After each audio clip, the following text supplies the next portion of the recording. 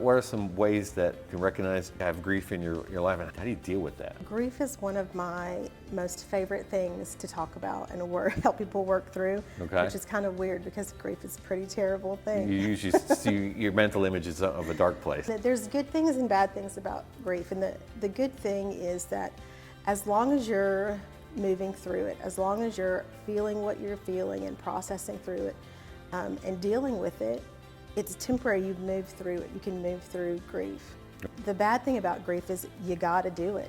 So it's an active thing. You just can't just sit there and it'll go away. It's more of an active thought process to it. Yeah, I think there is a lot of active processes in it, but there's some passive things to it also. So like the foundational things that people go through when they experience grief, there's lots of variants to this, but the foundational things are shock and denial.